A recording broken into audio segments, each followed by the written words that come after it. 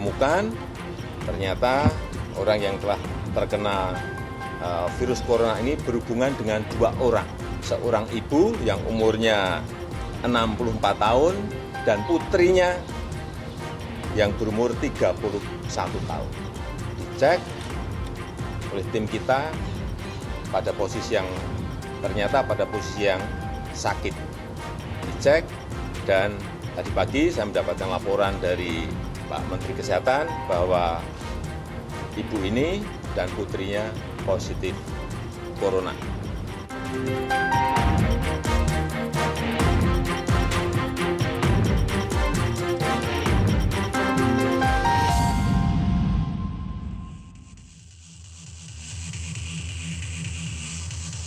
Selamat malam pemirsa, Anda menyaksikan Prime Talk Tajam Mendalam bersama saya Zilvia Iskandar.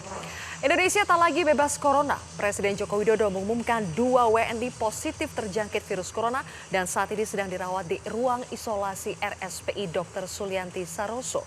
Kami akan memaparkan bagaimana datanya untuk Anda.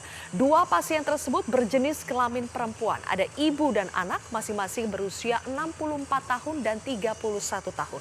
Kita akan lihat bersama keterangan dari 2 warga negara Indonesia yang positif terjangkit virus corona.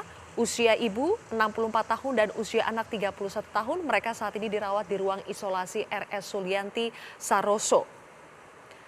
Diduga ibu dan anak ini tertular virus corona setelah anaknya melakukan kontak langsung dengan warga negara Jepang yang datang ke Indonesia dari Malaysia.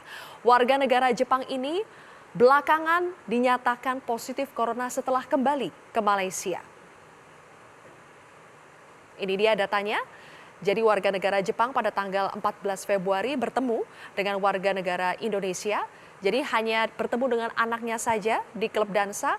Kemudian setelah ditelusuri pada tanggal 28 Februari warga negara Jepang yang sudah kembali ke Malaysia ini memberitahukan kepada temannya WNI di Indonesia bahwa ia positif tertular virus corona. Dalam keterangannya sore tadi pemirsa, Menteri Kesehatan Terawan menyatakan bahwa pertemuan antara pasien 1 yaitu si anak dengan warga negara Jepang terjadi pada 14 Februari 2020 di sebuah klub dansa.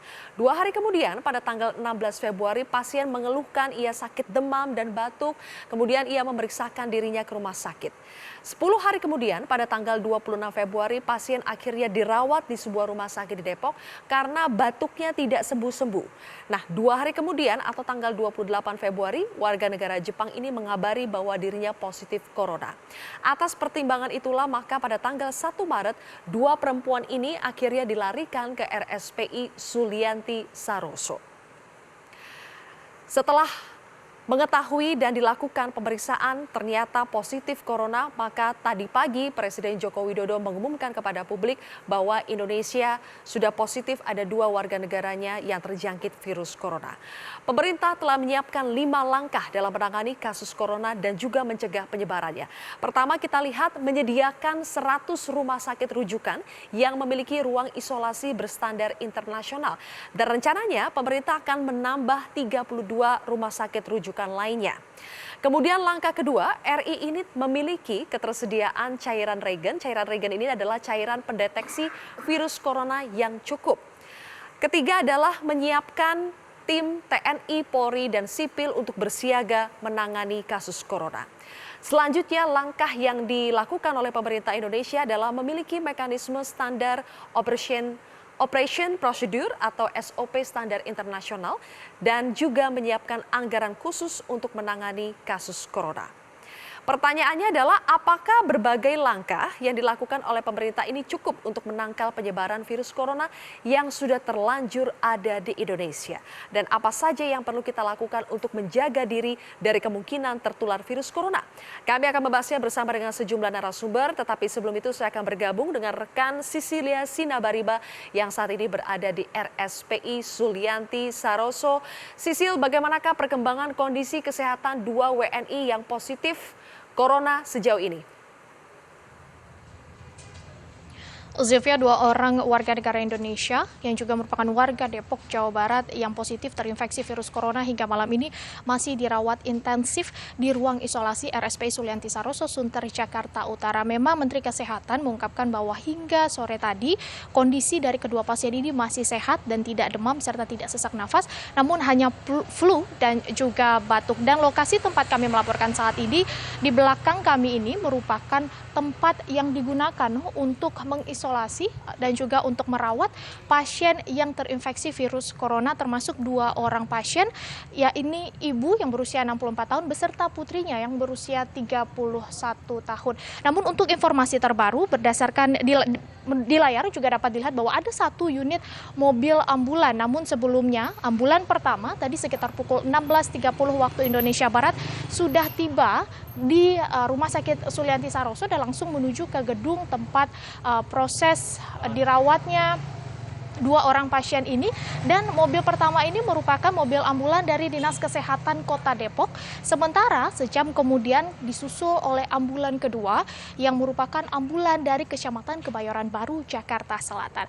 Hingga saat ini pihak rumah sakit masih belum memberikan statement apapun dan belum memberikan rilis resmi. Namun berdasarkan informasi yang kami terima dan juga informasi yang beredar di lapangan saat ini bahwa pasien pertama atau maksud kami ambulan pertama yang tadi tiba sekitar pukul 16.30 tersebut membawa 1 orang pria, sementara untuk ambulan kedua yang berasal dari Kecamatan Kebayoran Baru, Jakarta Selatan membawa 1 orang wanita yang tadi identitasnya ditutupi.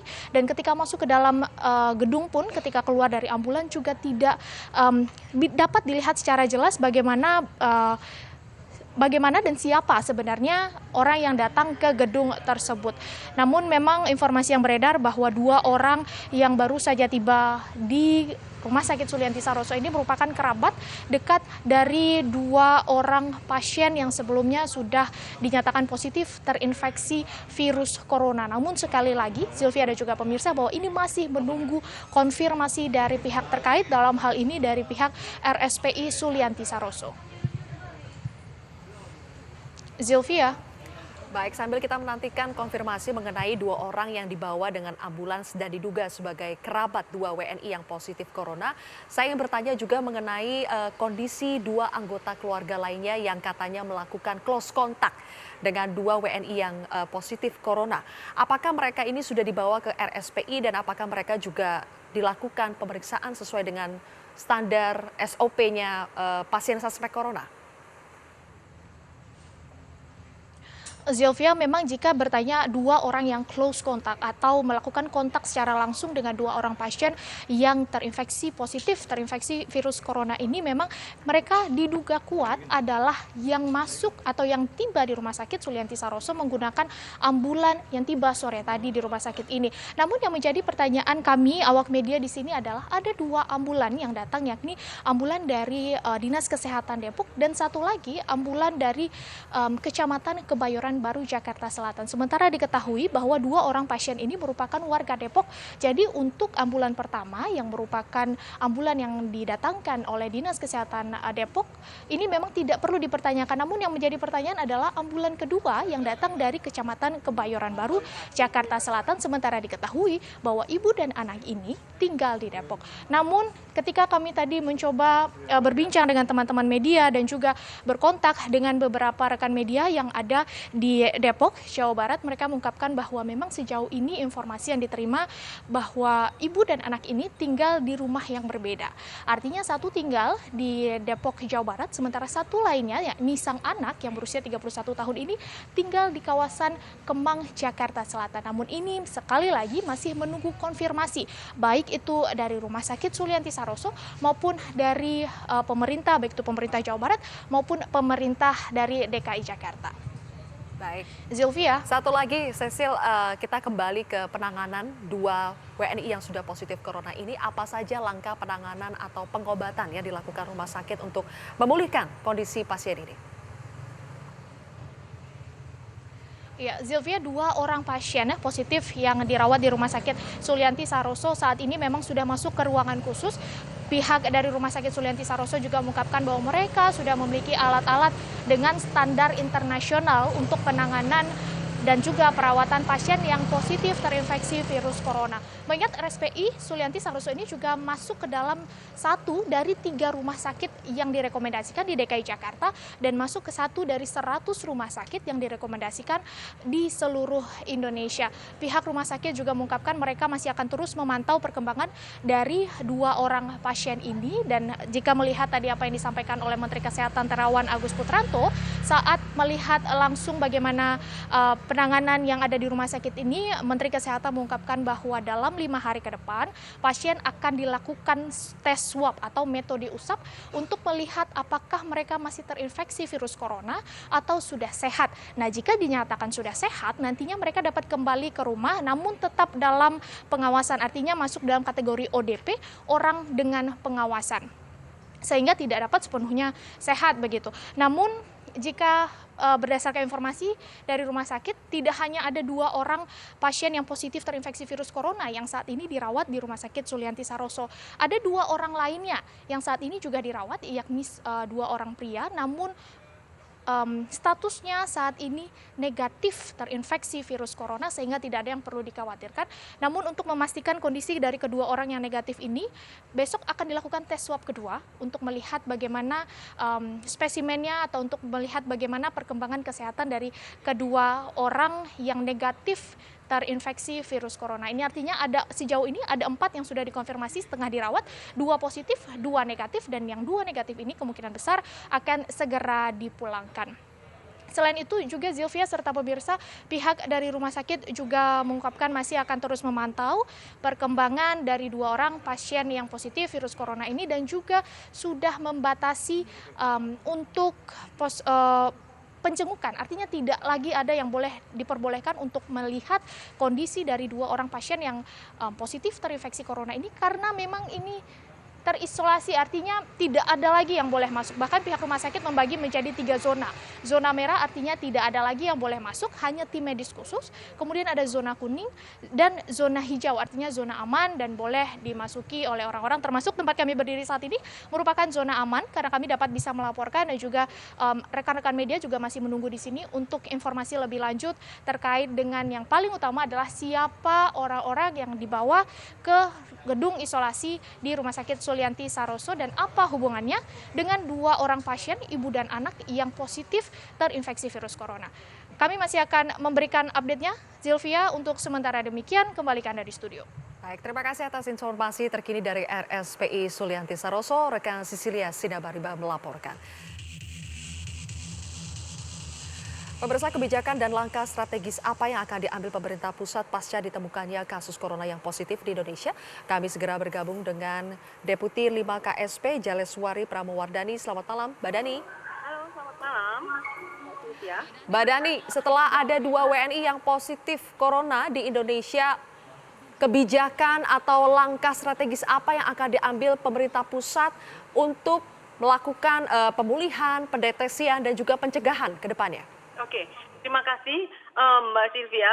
Saya rasa ini adalah bukan kasus Indonesia semata-mata sendiri, tapi ini adalah harus dipahami sebagai kasus global, dan ini sudah terjadi di beberapa puluh negara, dan seperti himbauan Presiden bahwa masyarakat tenang, pemerintah sangat serius dan transparan dalam antisipasi dan kemungkinan penyebaran virus corona. Yang kedua, masyarakat dihimbau tetap bekerja dengan tenang dan waspada, dan mungkin penting untuk menjaga kesehatan dan hidup bersih. Dalam pertemuan kami tadi, kami di KSP, kami langsung melakukan rapat tingkat menteri. Jadi Kepala Staf Kepresidenan mengundang beberapa kementerian terkait seperti Menko PMK, Ibu Menlu yang langsung datang dari kunjungannya ke luar negeri. Kemudian ada Bapak Menko Info, Bapak Jody Plate, terus kemudian ada Dirjen dari Kementerian Kesehatan. Kita semua langsung berkoordinasi, Mbak, dan di sana kita langsung masing-masing melakukan tugasnya sesuai dengan arahan Presiden. Misalnya di Kementerian Kesehatan menyediakan informasi yang perlu disampaikan ke publik dengan segera, dan menyiapkan dan menginformasikan rumah sakit rujukan, dan dalam hal ini Menteri Kesehatan sudah mengatakan bahwa ada 100 rumah sakit rujukan dengan beberapa turunannya ke bawah, puskesmas juga diaktifkan untuk lebih merespons orang-orang atau pasien dengan tanda-tanda mungkin flu dan lain-lain itu, kemudian terus mengupdate penanganan corona dan mengerahkan dokter-dokter terbaik untuk menangani corona, dan kami juga membuka semacam crisis center, tempat informasi terpadu di mana kita semua memiliki informasi dan data yang dibutuhkan publik. Oke, Mbak Dani, dengan kenyataan bahwa 2 WNI yang sekarang positif corona itu diduga tertularnya dari warga negara Jepang. Jepang itu kan bukan pusat endemik dari penyebaran corona, adanya di Tiongkok. Tetapi dengan kenyataan ini, apakah Indonesia akan memberlakukan kebijakan untuk larangan keluar masuk Indonesia di negara-negara yang sudah ditemukan kasus corona? Jadi tidak hanya Tiongkok saja. Ya, saya rasa bukan hanya Tiongkok yang menjadi epicentrum, di antaranya adalah di Korea Selatan, Italia, dan Iran. Dan saya rasa dengan ditemukannya 2 WNI yang positif terkena COVID-19 ini, kita semakin waspada, dalam artian kita tentu akan semakin masif mengecek, misalkan dalam konteks ini adalah perbatasan tempat di mana keluar masuknya orang maupun barang dengan tingkat tinggi, kita akan melakukan pemeriksaan waspadaan yang lebih ditingkatkan lagi. Kemudian kita juga memastikan bagaimana kebutuhan masker yang selama ini kemudian menjadi rush di toko-toko seperti Alfamart, Indomaret, ada aksi borong-memborong demikian besar. Saya rasa kami juga mengantisipasi itu juga, Mbak. Baik. Itu kebijakan-kebijakan teknis, Mbak Dani ya. Yang saya tanyakan adalah apakah akan ada kebijakan strategis di tingkat pusat, misalnya untuk memberlakukan larangan keluar masuk dari Indonesia ke negara-negara yang sudah ditemukan kasus corona. Jadi tidak hanya Tiongkok saja yang kita larang. Kita sedang merancang itu, Mbak, bahwa pembatasan-batasan itu pastilah akan kita lakukan terkait dengan semakin meluasnya virus ini. Oke. Saya ingin mengetahui jawaban dari pemerintah pusat karena ini ada publik yang meragukan pengawasan yang kita lakukan di bandara-bandara. Hari ini kita baca misalnya ada TKW dari Hong Kong yang mengatakan dia tidak merasa bahwa ketika sampai di bandara dilakukan pengecekan kesehatan yang semestinya, yang seketat yang dilakukan oleh bandara-bandara lain di dunia. Ada juga wartawan yang mengatakan tidak semuanya dicek suhunya ketika ada di bandara di Indonesia. Bagaimana pemerintah pusat merespon keraguan soal pengawasan kita di bandara? Saya rasa kasus-kasus semacam itu memang ada, Mbak, bahwa kemudian memang kita terkesan seakan-akan tidak melakukan pengetatan seperti yang dilakukan negara-negara lain. Untuk beberapa kasus mungkin iya, tetapi dengan kita melihat ada 2 WNI yang terpapar secara positif kasus corona ini saya rasa kita juga meningkatkan kewaspadaan kita, peringatan-peringatan, dan saya rasa melalui rapat yang telah dilakukan hari ini oleh Pak Kepresidenan, kita di rapat tadi mengajak semua kementerian lembaga untuk bersatu padu secara solid untuk menangani virus ini sesuai dengan tupoksi masing-masing. Jadi pengetatan maupun peningkatan kewaspadaan kita sudah diarahkan menuju ke sana untuk masing-masing KL. Satu lagi, Mbak Dani, fakta bahwa warga negara Jepang yang disebut menulari WNI kita itu sudah ada di Indonesia sejak 14 Februari dan ketika dia berada di Indonesia diduga penularan terjadi di situ. Itu artinya apakah kita gagal mendeteksi gejala corona yang dibawa oleh warga negara Jepang ini ketika dia masuk ke Indonesia? Saya rasa kita mungkin terlalu terburu-buru untuk mengatakan itu, Mbak, karena pada dasarnya ketika pasien yang terkena dalam pengawasan itu melaporkan, kita langsung cepat-cepatnya melakukan pemeriksaan dan kemudian langsung 2 hari kemudian langsung terdeteksi bahwa dua WNI ini terkena corona. Jadi dalam upaya itu kita melakukan pengecekan ke belakang, kira-kira ia dulu berinteraksi dengan siapa saja, dan kita dengan Kementerian Kesehatan berkoordinasi untuk melakukan pengecekan di tanggal di mana mereka datang dan berinteraksi dengan orang-orang sekitarnya di Indonesia. Mbak Dani, selain menunggu laporan dari masyarakat yang secara aktif, apa langkah pemerintah untuk menjemput bola, untuk betul-betul men-tracking, jangan sampai ternyata sudah menyebar tetapi baru ketahuan setelah ada yang melapor?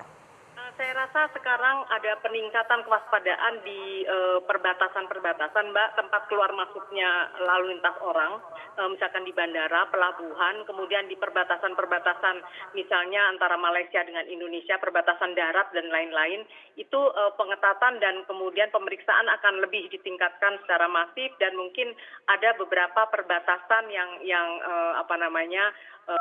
akan juga dibatasi tempat keluar masuknya orang itu untuk mencegah virus ini. Kita berharap, Mbak Dani, kita berharap pemerintah betul-betul lebih aktif dan juga memperketat pengawasan kita di pintu-pintu masuk warga negara lain yang akan masuk ke Indonesia untuk menghindari penyebaran virus corona. Terima kasih, Jaleswari Pramowardhani telah bergabung bersama kami di Prime Talk hari ini.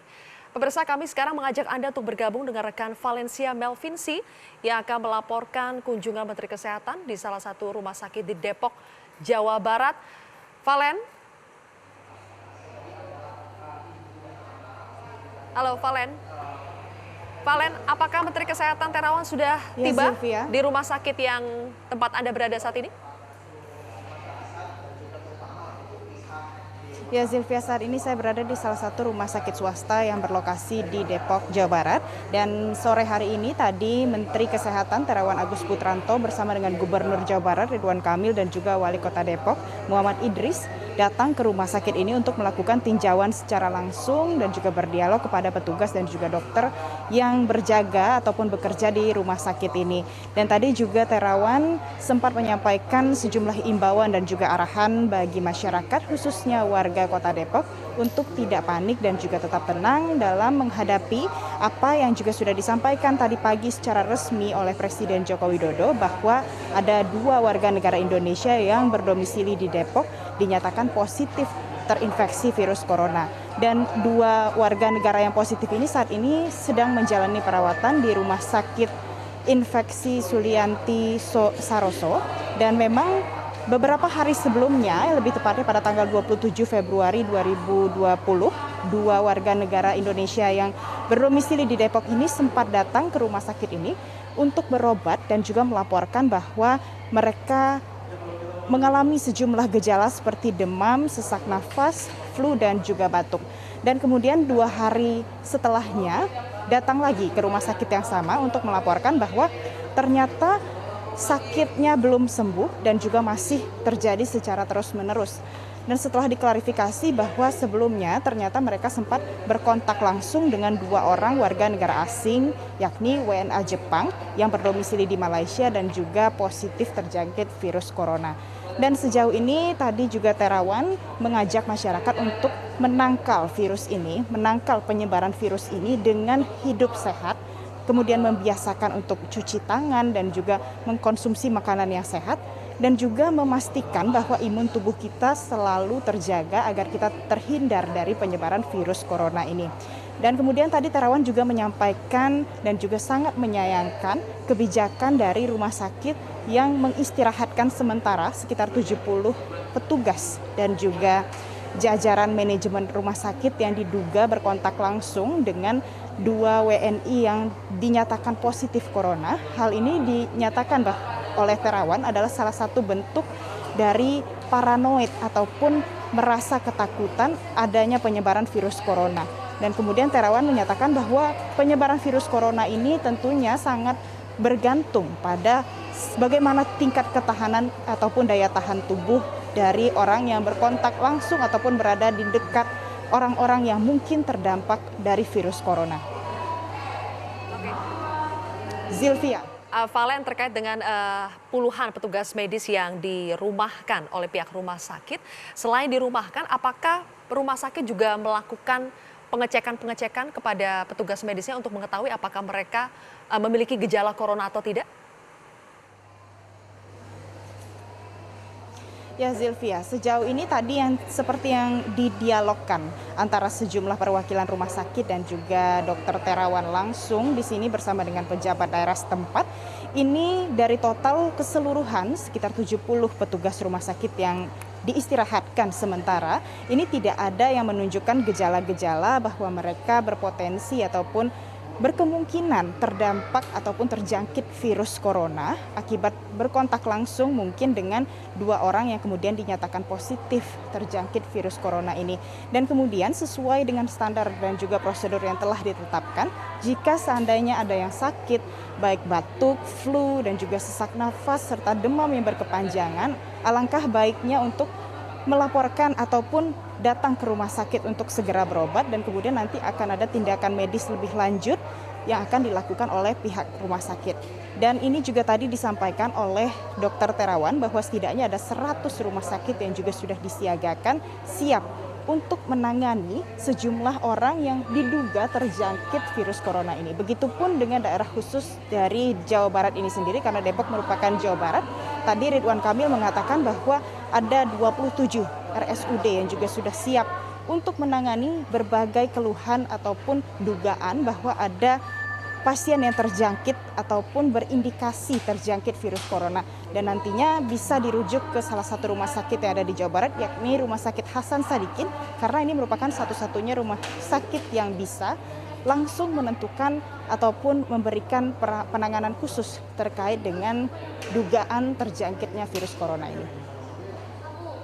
Zilvia. Saya ingin tanya soal WNI yang ketika itu mengeluhkan sakit kemudian datang ke rumah sakit di Depok itu, apa penanganan yang diberikan oleh rumah sakit dan apakah memang rumah sakit tersebut tidak memiliki kapasitas untuk langsung melakukan pengecekan soal gejala corona atau bagaimana sampai akhirnya pasien tersebut pulang lagi baru nantinya kembali lagi ke rumah sakit itu?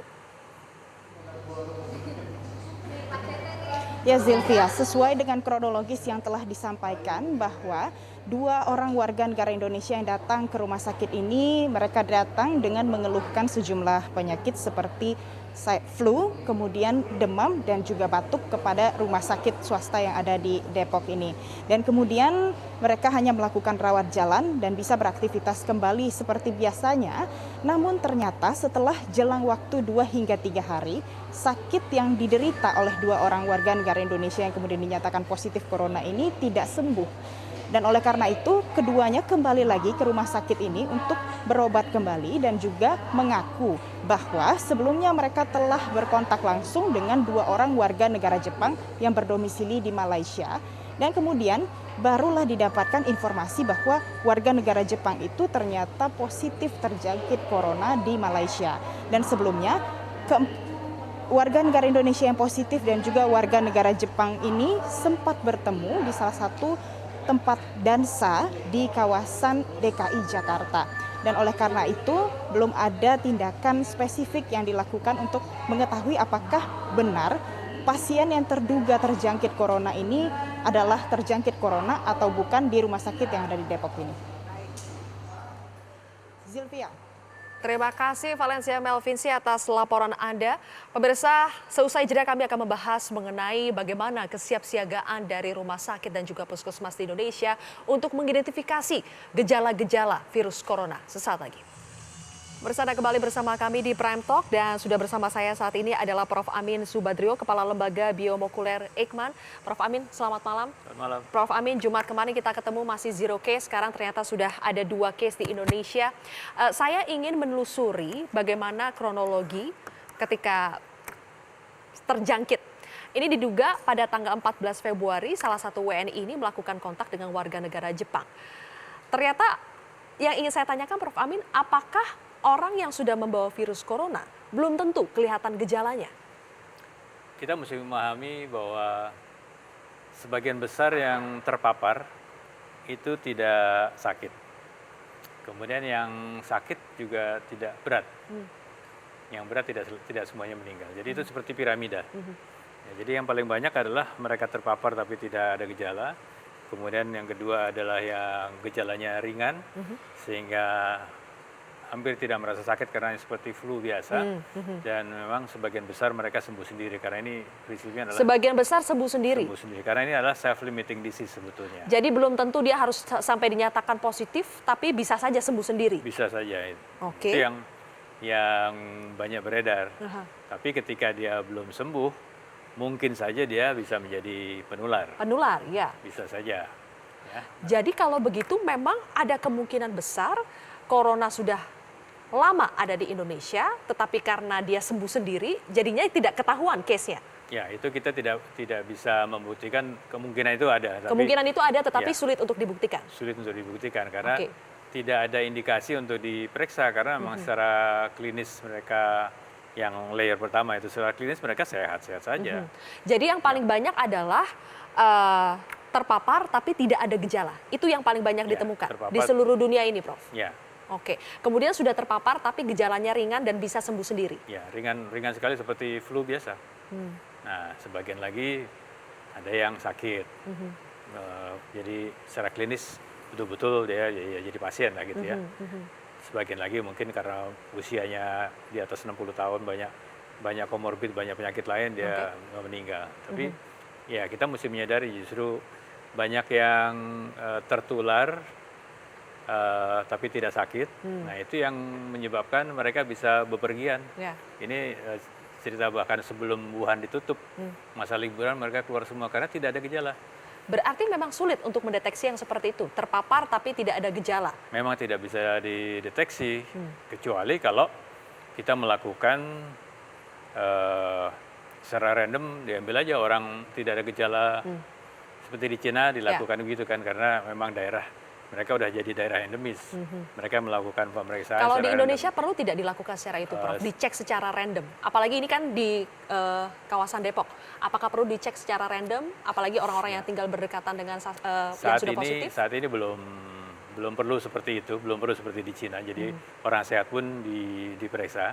Tapi yang bisa kita lakukan sebetulnya menurunkan standar kriterianya. Jadi yang tadinya misalnya harus ada gejala, kemudian ada riwayat kontak. Tapi mungkin sekarang bisa dilakukan kalau ada Gejala? tiba-tiba orang demam, batuk, sesak napas tanpa bisa dijelaskan sebabnya. Misalnya dia bukan orang asma, dia tidak ada kontak, misalnya tidak ada kecurigaan lain gitu ya. Kemudian dalam waktu singkat, ini penting dalam waktu singkat, kalau dia udah berkali-kali mungkin bukan. Dalam waktu singkat dia timbul demam, kemudian batuk, sesak napas, dan itu memburuk dengan cepat, Baik. kita mesti curiga. Oke, saya akan menggali lebih jauh soal standar kriteria tadi, tapi kita harus jeda terlebih dahulu. Prof. Baik. Amin, pemirsa Prime Talk akan kembali usai jeda. Pemirsa, saat ini kami sudah bergabung bersama Dr. Agus Uri Purwoko, Direktur Medik dan Keperawatan RSUP Karyadi Semarang, yang merupakan salah satu rumah sakit rujukan untuk virus corona. Selamat malam, Dr. Agus. Selamat malam, Mbak Sylvia. Dr. Agus, sampai saat ini ada berapa pasien suspek corona yang dirawat di RSUP Karyadi? 14 pasien pengawasan, ya. Namanya pasien pengawasan corona. Ada berapa, 14. dokter? 14. 14 ini semuanya masih dirawat atau ada yang sudah dipulangkan? Yang masih dirawat ada 4. Dirawat 4. Oke. Dari seluruh yang dirawat ini, apakah semuanya masih terpantau negatif corona? Ya, yang 10 kan hasilnya sudah keluar, pasiennya sudah pulang, itu negatif corona. Kemudian yang 4 ini memang masih dalam proses pengecekan laboratorium. Oke, jadi masih menunggu hasil ya untuk yang 4 ini. Oke, saya ingin mengetahui bagaimana SOP untuk penanganan dan juga pendeteksian virus corona yang ada di RSUP Karyadi. Apabila misalnya ada pasien yang datang dengan gejala seperti gejala virus corona, tetapi ternyata tidak memiliki riwayat berpergian ke daerah-daerah atau negara-negara yang ada kasus coronanya, seperti apa penanganan di RSUP Karyadi? Ya, jadi sejak kasus ini merebak, kami sudah membuat SOP sesuai dengan pedoman yang dikeluarkan oleh Kementerian Kesehatan. Jadi memang pada saat awal kita membagi menjadi pasien dalam pengawasan dan pasien dalam pemantauan, orang dalam pemantauan pasien dalam pengawasan itu berarti memang sudah timbul gejala, baik itu demam, batuk, kemudian ada gangguan di pernafasan seperti sesak napas, sampai bahkan pneumonia dengan riwayat kunjungan ke luar negeri di negara-negara yang sudah positif.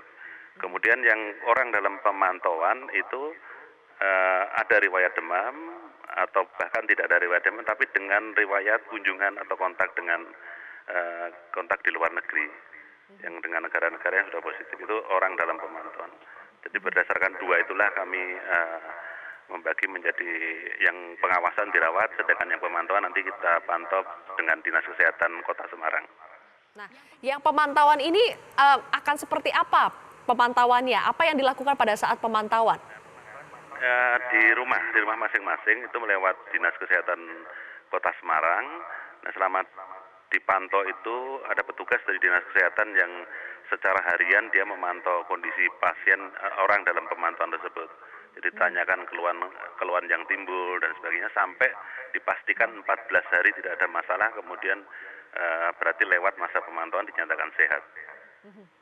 Nah, apakah sampai sekarang masih 14 hari atau seiring dengan perkembangan ini akan ditambah lagi harinya? Saat ini masih 14 hari. Ya, jadi kita tunggu perkembangan dari pedoman yang dikeluarkan oleh kementerian. Oke, Dokter Agus, kemarin kan RSUP Karyadi ini sempat menjadi sorotan ketika ada satu pasien suspek corona ternyata meninggal dunia, dan itu disebut bahwa faktor penyebabnya adalah flu babi ya, H1N1. Ya. Bagaimana Rumah Sakit RSUP Karyadi yang merupakan salah satu rumah sakit rujukan corona bisa menjawab keraguan publik bahwa rumah sakit memang betul-betul bisa mendeteksi dan tidak akan selalu transparan? Ya, jadi saya kira kami juga bertanggung jawab terhadap keselamatan baik itu petugas yang melakukan pelayanan pada pasien-pasien tersebut, juga orang-orang yang berkunjung di Rumah Sakit Karyadi dan warga sekitar, sehingga memang tidak mungkin kami istilahnya menutup-nutupi ya, karena kalau menutup-nutupi resikonya juga sangat berat terhadap petugas kami sendiri, kemudian masyarakat yang berkunjung ke rumah sakit serta masyarakat sekitar. Jadi memang dengan prosedur yang sudah kami lakukan dengan pemeriksaan fisik, kemudian pemeriksaan penunjang sampai pemeriksaan laboratorium, itu memang betul-betul sudah kami lakukan. Baik, terima kasih kalau begitu Dr. Agus Uri Purwoko, Direktur Medik dan Keperawatan RSUP Karyadi Semarang telah bergabung bersama kami di Prime Talk. Pemirsa, kami akan kembali melanjutkan dialog kami usai jeda. Pemirsa, masih bersama Prof. Amin di sini. Prof. Amin, kalau tadi rumah sakit mengatakan mereka memberlakukan ada yang dalam pengawasan, ada yang dalam pemantauan. Tadi Anda katakan standar kriterianya harus diturunkan sedikit supaya pendeteksiannya itu bisa lebih efektif lagi. Harusnya standar seperti apa yang harus disesuaikan lagi sekarang, Dok? Ya, ini sebetulnya belajar dari pengalaman di US, di mana ada 2 warganya yang tidak ada riwayat bepergian, tidak ada riwayat kontak, tiba-tiba menunjukkan gejala SARS coronavirus, dan mereka ada di 2 tempat yang terpisah. Nah, setelah itu kemudian US CDC mulai memikirkan bahwa standar untuk menggolongkan ke suspek itu harus diturunkan. Jadi kalau misalnya ada seseorang yang tiba-tiba menderita demam, kemudian batuk, sesak nafas, dan itu memburuk dalam waktu singkat, kita harus curiga dan itu harus diperiksa. Mungkin memang ada sebab lain, tetapi kalau sekali lagi kalau tidak ada sebab yang bisa menjelaskan, lebih baik kita periksa. Baik, terakhir Prof, bagaimana sekarang kan ketika sudah ada 2 yang positif, masyarakat kita sebagian sudah mulai panik, sudah mulai memborong masker, memborong makanan dan lain-lain. Sebetulnya pencegahan yang paling efektif yang seharusnya disadari oleh masyarakat itu seperti apa? Pencegahan pertama tentu kalau bisa jangan kontak. Tapi kalau kita tidak tahu kan kontaknya di mana, tentu kita mengandalkan pada kekebalan tubuh kita. Kekebalan tubuh, itu yang betul tubuh, harus dijaga. Itu yang paling penting. Jadi kekebalan tubuh itu bisa diperoleh dari menjaga kesehatan dan menjaga kebersihan. Itu yang paling penting. Insya Allah virusnya tidak, walaupun kena, tapi virusnya tidak akan menyerang kita. Baik, terima kasih kalau begitu. Prof. Amin Subandrio telah bergabung bersama kami di Prime Talk. Pemirsa, tetaplah jaga kesehatan Anda, tingkatkan imunitas Anda. Terima kasih sudah menyaksikan Prime Talk hari ini. Saya Zilvia Iskandar, mewakili rekan yang bertugas mengucapkan terima kasih atas kebersamaan Anda. Tetaplah bersama kami di Metro TV.